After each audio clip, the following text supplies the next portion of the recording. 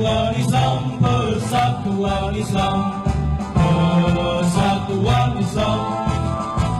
Tegakkan Al-Quran dan As-Sunnah di dalam tujuhmu dan berfikir.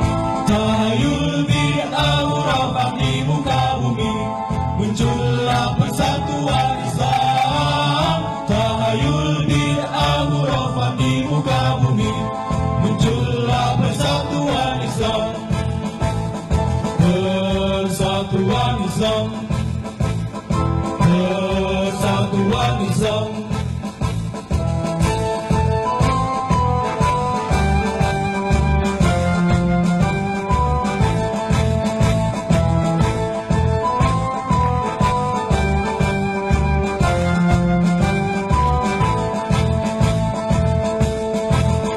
Persatuan Islam, Persatuan Islam, Persatuan Islam, Persatuan Islam, Persatuan Islam, Persatuan Islam.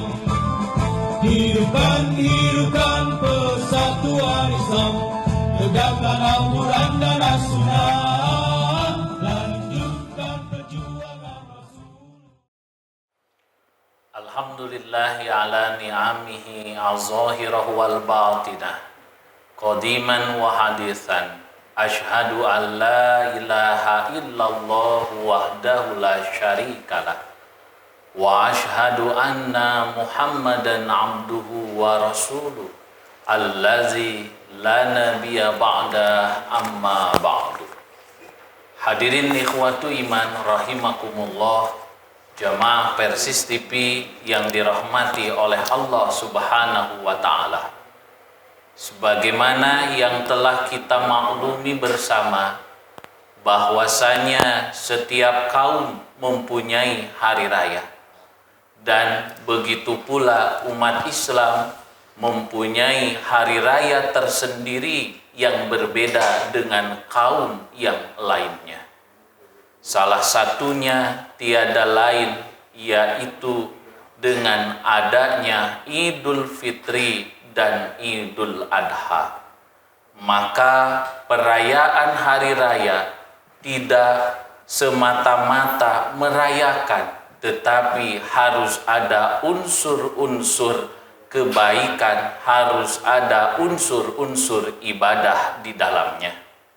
Oleh karena itulah Allah Subhanahu wa Ta'ala mensyariatkan kepada kita selaku umatnya untuk melaksanakan sholat di hari raya. Akan tetapi di dalam pelaksanaan hal tersebut berkembang dan muncul permasalahan, apakah antara imam dan khatib itu boleh berbeda orang atau harus orang-orang itu juga. Alhamdulillah, pada kesempatan kali ini guru kita semua sudah hadir di sini yang akan coba membahas perihal masalah tersebut. Kepada Al-Ustadz kami persilahkan. Alhamdulillah wa syukrulillah, asyhadu an la ilaha illallah wahdahu la syarikalah, wa asyhadu anna Muhammadan abduhu wa rasuluhu, amma ba'du. Ikhwatu iman rahimakumullah, di mana saja berada, menurut keterangan ada 3 Id bagi kaum muslimin. Ada Id yaitu hari Jumat, ada Idul Fitri, ada Idul Adha. Jika kita perhatikan ketiga hari raya itu diisi dengan ibadah sholat dan khutbah. Dan di sini tersirat makna bahwa hari raya umat Islam berbahagia dalam bingkai ibadah. tidak layak jika diisi dengan perbuatan-perbuatan yang melanggar syariat. Dalam bentuk ta'abudinya, seperti hari Jumat, ada pelaksanaan ibadah Jumat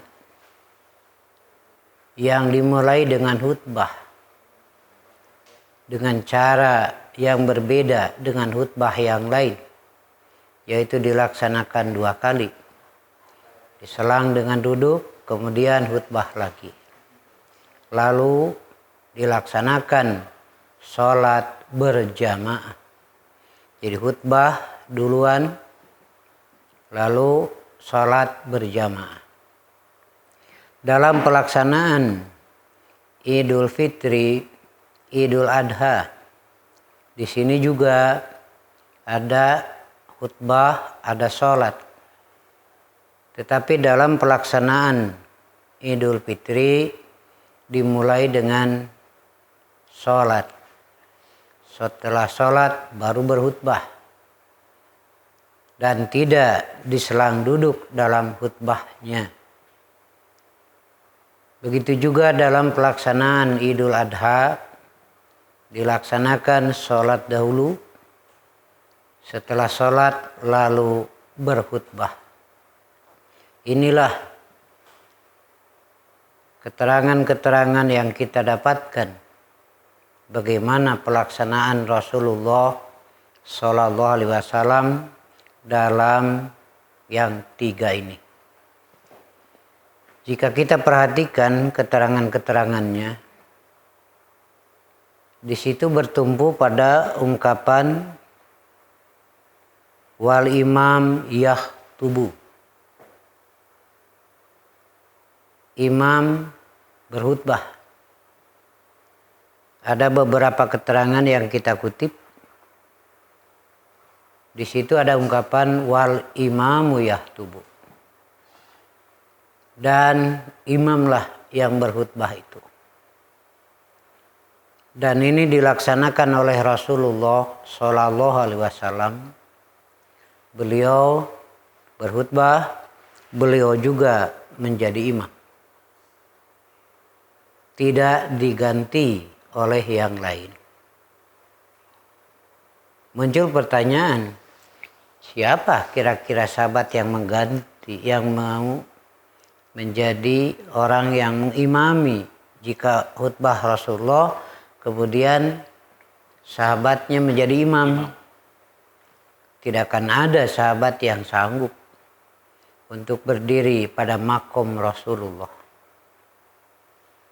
Karena itu pelaksanaan di zaman Rasulullah, imam dan khatib beliau juga yang melakukan. Artinya 1 orang. Lalu pada zaman sahabat apakah terjadi ini?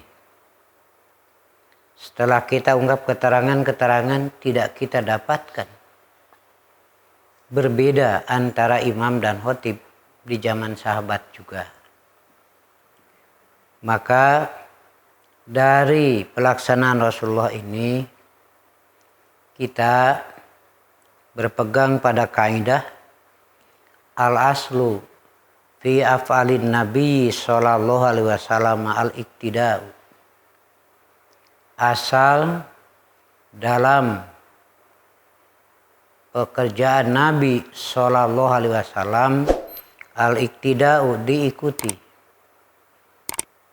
Kemudian ada kaidah lain, al-aslu fi af'alin Nabi sallallahu alaihi wasallam al-iktida'u illa ma dallad dalil alal ikhtisas. Segala perbuatan Nabi diikuti kecuali ada dalil yang menunjukkan kekhususan. Seperti Nabi beristri lebih dari 4. Itu adalah ikhtisos bagi Nabi. Seperti keluarga Nabi tidak menerima zakat. Itu ikhtisos bagi Nabi walaupun beliau miskin. Pertanyaannya sekarang, apakah ada dalil ikhtisos. Bahwa tidak berganti itu hanya khusus untuk Nabi. Nah, inilah yang perlu kita ungkap. Setelah kita ungkap, tidak ada sebenarnya dalil ikhtisos dalam hal ini. Nabi melaksanakan berkhutbah dan mengimami, atau kalau dalam salat Idul Fitri mengimami lalu khutbah, tidak didapatkan keterangan untuk ikhtisosnya di sini. Tetapi hendaklah umat itu mengikuti apa yang diamalkan oleh Nabi. Juga kita sudah tahu bahwa dalam urusan ibadah tidak ada uswah bagi kita kecuali Rasulullah Shallallahu Alaihi Wasallam. Dalam hal ini muncul ada kasus, ada kejadian adanya imam dan khotib berbeda. Ini kan memunculkan masalah yang tadinya tidak ada masalah karena tidak muncul itu. Masalah tadi itu tidak muncul. Tetapi ketika muncul itu kan harus ada jawaban. Apakah bisa tidak dilakukan dalam pelaksanaan sholat Id, imam dan khotib berbeda. Dalam sholat gerhana, dalam sholat Jum'ah, dengan sholat gerhana juga ada khutbah. Sholat dulu baru khutbah. Dan ini perlu jawaban agar bisa menenteramkan hati. Dewan Hizbah telah bersidang dan telah menetapkan putusan dalam hal itu. Yaitu putusannya di sini saya bacakan. Imam dan khotib pada saat Id Jumat dan gerhana Idul Fitri Idul Adha afdolnya lebih utama tidak berbeda orang. Nah, begitu kesimpulannya. Jadi kalau melihat kesimpulan ini, istinbat hukum ini, sholat Jumat berjamaah ada imam. Apakah imamnya mesti yang itu, yang khutbah tadi? Kalau mengatakan mesti yang itu, kita tidak bisa menetapkan seperti itu. Karena kita tidak mendapatkan dalil yang mutlak, yang tegas, yang menunjukkan bahwa imam harus khotib yang tadi. Tetapi kita lebih cenderung utamanya tidak berganti. Andaikan ternyata berganti, kita tidak bisa menyatakan tidak sah. Kita tidak bisa menyatakan batal idnya. Tetapi kita lebih menekankan afdolnya. Khotib dan imam tidak berbeda orang. Karena itu usahakanlah dalam pelaksanaannya, baik dalam ibadah Jumat, ibadah sholat Id dan khutbahnya, begitu juga Idul Adha dan gerhana. Usahakanlah tidak berganti orang. Saya kira masih banyak yang siap untuk menjadi khotib dan imam salat. Masih banyak yang siap. Karena itu usahakan dulu lah afdolnya ini dalam pelaksanaan. Jadi kalau mengatakan batal salatnya tidak bisa. Karena syarat salat berjamaah terpenuhi. Ada imam, ada makmum. Begitu. Kita tidak bisa mengatakan idnya batal karena rukunnya dilaksanakan. Ada khutbahnya. Ada sholat idnya. Nah begitu. Jadi afdoliyahnya imam dan khotib tidak berbeda orang. Nah ini cobalah diusahakan, dan di kita alhamdulillah kalau tidak salah belum terjadi hal itu di kita. Kita selalu usahakan, kita jadwalkan khotib dan imam tidak berbeda orang. Ya. Itulah diantaranya istinbat yang disampaikan hasil putusan sidang Dewan Hizbah. Afdoliyah tidak berbeda orang. Begitu Sargiki. Jadi kalaupun terjadi ada, ya kita tidak bisa menyatakan batal itu. Ya, sah ibadahnya, hanya tidak mencapai afdoliyah begitu. Iya. Walaupun itu dalam artian yang mampu ada, tapi biar semua kebagian pahala usah dengan alasan, nah imamnya oleh ini, terus khotibnya dengan ini, padahal oleh seorang pun ternyata bisa. Kalau dalam kasus seperti itu, apakah termasuk tasahul? Dalam artian, oh udah karena abdolu berarti enggak juga, tidak apa-apa. Iya. Nah inilah yang perlu kita pahami. Pertama, kalaulah dengan alasan berbagi pahala, iya, jadi makmum itu dapat pahala. Jadi makmum itu?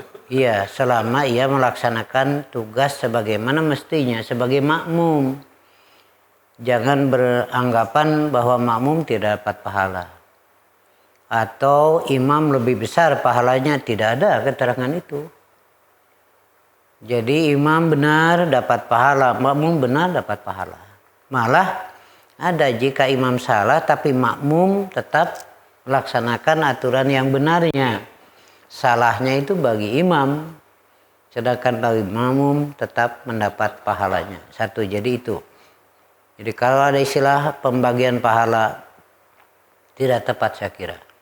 Karena jadi imam, jadi makmum sama-sama melaksanakan ibadah kepada Allah dengan aturan-aturan yang sudah ditetapkan oleh Allah. Insya Allah semuanya kebagian pahala. Saya tambahkan, malah dalam pelaksanaan Id itu kaum wanita saja disuruh keluar. Yang handphone. Ya, yang handphone, yang nipas untuk memperlihatkan syiar itu. Tetapi yang nipas tidak ikut sholat. Dapat pahala, ya dapat pahala karena mengikuti aturan. Yang headnya tidak ikut sholat karena tidak boleh menurut aturan. Dari sisi mengikuti aturannya ya dapat pahala juga. Satu itu, kalau ada alasan berbagi pahala.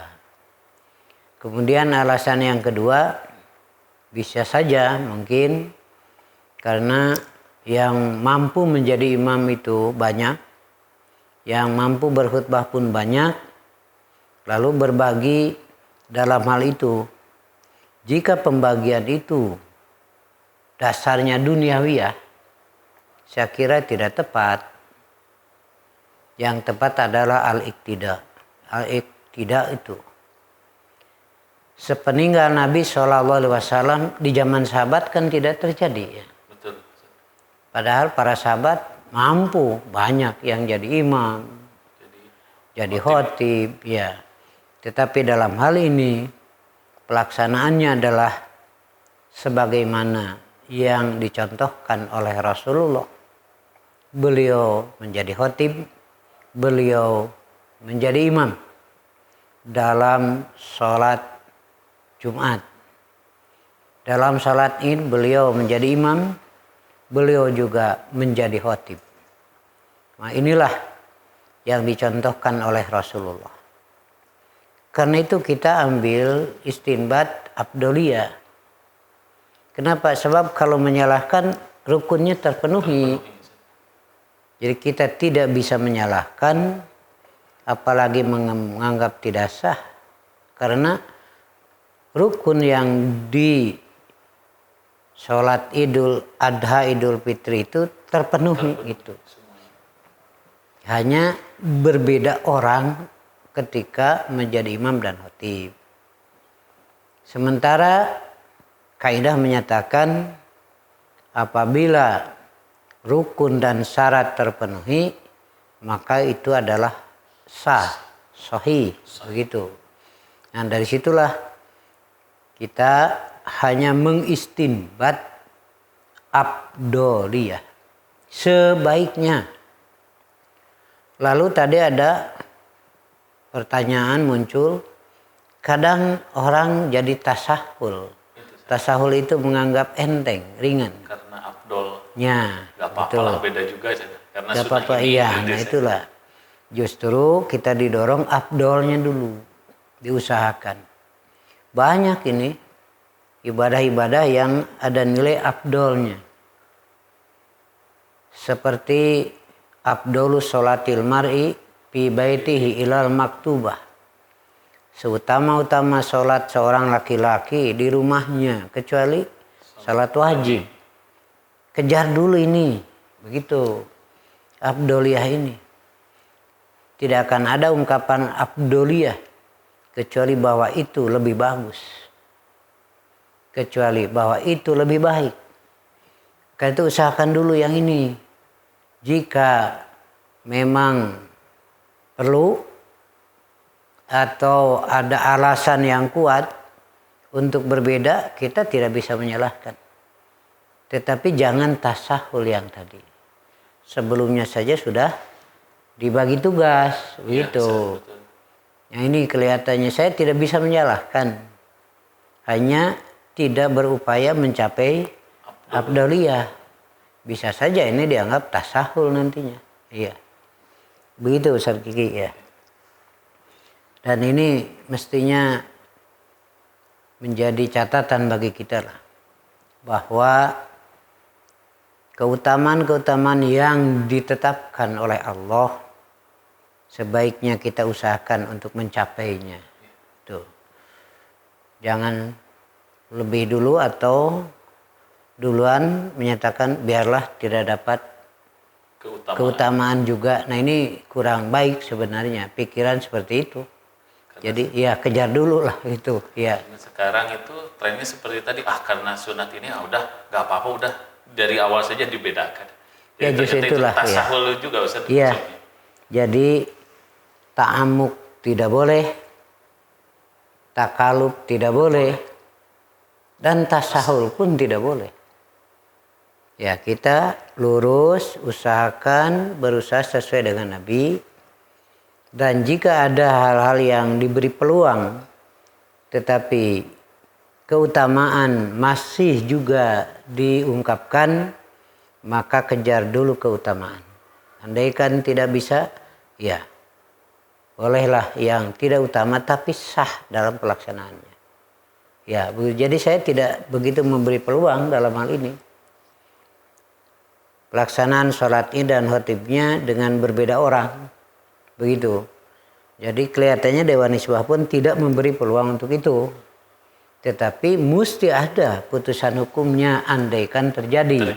Hal seperti ya, andaikan terjadi hal seperti itu, maka sah ya pelaksanaan ibadah id, tetapi tidak mencapai afdoliyahnya, afdolunya. Nah gitu ya. Kalau yang tadi sebenarnya dia itu mampu untuk mencapai afdolu tadi Ustaz, karena bersikap tasahul ini kan dilarang. Kira-kira apakah akan jatuh kepada dosa dan ada penghisaban tertentu ketika dia mampu melaksanakan yang afdolu tapi tetap bersikukuh, tidak apa-apa yang ini saja ya. Seperti itu. Pada dasarnya melaksanakan ibadah itu sah pada dasarnya, yaitu ikhlas lillah dan muwafaqah, begitu, sesuai dengan syariat yang ditetapkan.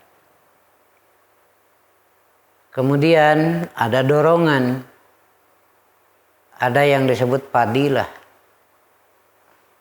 yang sengaja hamba didorong untuk mencapai itu. Karena fadilah dari Allah itu lebih baik daripada dunia dan isinya. Seisi. Iya. Tetapi setelah kita mengejar ternyata tidak sampai pada fadilah itu. Tetap ada nilai dari berusahanya. Berbeda dengan tasahul, tidak ada keinginan untuk itu. Kalaupun salat, sah salatnya sesuai aturan. Tetapi tentu ada pertanyaan, kenapa tidak semangat untuk mencapai keutamaan, fadilah. Itu ada pertanyaannya. Jadi yang tasahul saya tidak menyatakan batal. Tetapi tasahulnya itu, sikap tasahulnya. Yang bukan saja dalam masalah ini, dalam hal-hal lain pun sama. Tentu ada tanggung jawab. Tetap Kenapa? akan diminta Tentu pertanggungjawaban. tidak ada yang lepas. Kecuali akan diminta tanggung jawab. Seperti contohnya, ada yang sholat awal waktu, ada yang sholat duhur pertengahan, pamannya ada yang akhir sah. Karena sesuai dengan aturan waktu itu. Tetapi tidak lepas pertanyaan, kenapa selalu akhir?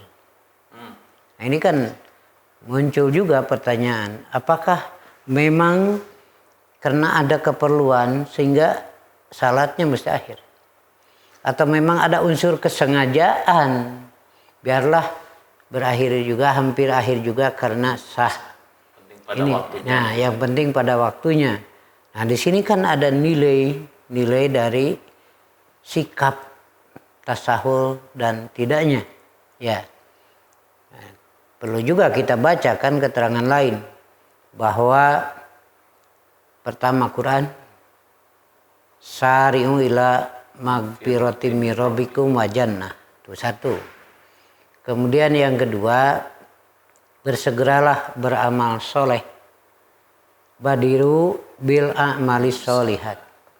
Nah, ini juga perlu kita perhatikan. Jadi pada dasarnya seperti sholat saja, akhir waktu sah karena pada waktunya. Tetapi tentu ada pertanyaan. Apabila biasa pada akhir waktu, apakah ini sudah menjadi sikap? Nah, ini juga saya khawatir jika dalam pelaksanaan sholat id, sholat gerhana, sholat Jumat munculnya tasahul tadi. Karena itu saya dorong usahakan dulu yang afdolnya. Usahakan dalam pelaksanaannya tidak berbeda orang. Ya, begitu. Lebih ekstrimnya lagi barangkali Ustaz, ketika memang orang itu diberi kemampuan untuk menggapai yang afdolu, sengaja dia memilih dengan pikiran seperti yang tadi diungkapkan, yang penting sah. Apakah nanti sikap tasawul itu kan satu hal yang buruk tadi sebagaimana Ustaz terangkan, dalam artian dalam ibadah kita itu harus ambil yang afdolunya ini sebab semuanya akan dihisab oleh Allah. Nah, ketika orang yang tasahul ini kira-kira nanti hukumnya akan masuk kepada yang mematikan sunnah Nabi atau tidak? Iya. Seperti halnya kan kita tahu membaca iftitah itu kan sunnah Ustaz hukumnya. Nah, lalu ada orang yang sengaja gak baca iftitah dalam sholat wajib itu karena dengan pikiran itu, sunnah ini. Apakah nanti bisa berdampak lebih berat lagi kepada mematikan sunnah Rasul gitu Ustaz? Yang sikap seperti itu. Kalau kaitan dengan ihya sunnah, menghidupkan sunnah Nabi, ini satu kewajiban secara umum. Secara umum. Iya. Dan tidak boleh mematikan sunnah Nabi. Karena ada pekerjaan yang hukumnya sunat, begitu. Tidak dilakukan juga tidak apa-apa. Seperti iftitah ketika salat. Tetapi jika sengaja tidak melakukan itu, dan apalagi juga menyebarkan fatwanya, sampai satu kampung nggak baca iftitah. Biarlah tidak baca iftitah juga karena sah. Nah, yang dikhawatirkan justru nanti ke depan anak cucu kita menganggap bahwa tidak ada iftitah. Ini yang akibatnya akan melahirkan seperti itu. Makanya dalam hal ini juga kita tetap mendorong bahwa inilah yang dilakukan oleh Rasulullah. bahwa imam dan khatib tidak berbeda. Jika ini dibiasakan, justru nanti khawatir hilang dalam pikiran anak-anak kita bahwa wal imam yahtubu itu dan imam yang berkhutbah itu. Ini yang dikhawatirkan nanti terhapus ini. Yang muncul kebiasaan imam dan khatib dibedakan. Iya. Jadi walaupun sunnah berarti kita tidak boleh menganggap enteng ketika bisa mengerjakan yang afdol itu, kerjakanlah dengan segera. Jadi tidak mematikan sunnah ya. Secara istilah sunnah Rasulullah segalanya. Sholat duhur asar itu kan sunnah Rasul. Betul. Ya. Dan dalam sunnah Rasul itu ada yang hukumnya mandub. Tapi di kita biasanya menyebutnya sunnah. Tidak melakukan pun tidak berdosa. Dan pekerjaan itu sah. Tetapi jangan ada pikiran untuk mematikan sunnah Rasul. Ini yang dikhawatirkan itu. Ya. Karena kiranya sekarang sudah mulai terjadi adanya sunnah Rasul yang padam, yang mati, malah yang muncul yang lain. Sebab ketika sunnah mati berarti muncul bid'ah. Nah itu kan perlawanannya begitu. Ini yang dikhawatirkan itu. Ya. Mudah-mudahan kita semua diberi keteguhan untuk tetap melaksanakan ibadah sesuai dengan tuntunan Rasulullah, dan kita berusaha untuk mencapai afdoliyahnya seperti perintah Nabi, kalau kamu minta surga, mintalah surga yang tertinggi, Firdaus. Kalaupun tidak sampai, yang kedua, yang ketiga, tapi masih surga saja. Jangan tasawuf, biarlah paling bawah juga. Nanti kalau tidak sampai begitu. Iya. Ya kiranya cukup ya Ustaz Gigi. Ya, cukup. Ya. Hadirin ikhwatul iman rahimakumullah. Demikianlah kajian kita pada kesempatan ini bersama guru kita semua Al Ustaz Kiai Haji Zainandang, perihal berbeda orang ketika mengimami dan berkhutbah. Maka ternyata Dewan Hizbah sudah memutuskan perkara tersebut, di mana ketika khutbah dan imam masih itu juga orangnya, maka itulah yang afdolu, itulah yang lebih utama. Akan tetapi walaupun demikian, jangan sampai membuka yang namanya pintu tasahul pada diri kita. Hadirin ikhwatul iman rahimakumullah, kita cukupkan dulu kajian kita pada kesempatan kali ini. Semoga apa ilmu yang disampaikan oleh Al Ustadz kepada kita semua menjadi ilman nafi'an. Aqulu qouli hada wastaghfirullaha li wa lakum. Rabbana atina fid dunya hasanah wa fil akhirati hasanah wa qina azabannar. Wassalamualaikum warahmatullahi wabarakatuh.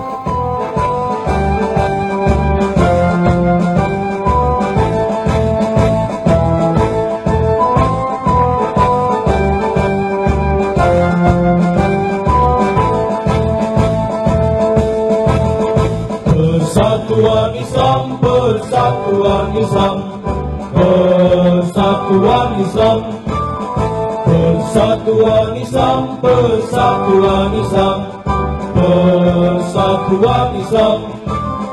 Hidupkan persatuan Islam, tegakkan Al-Quran dan As-Sunnah, lanjutkan perjuangan Rasulullah demi tegaknya syariat Islam, lanjutkan perjuangan Rasulullah demi tegaknya syariat Islam. Syariat Islam, syariat Islam.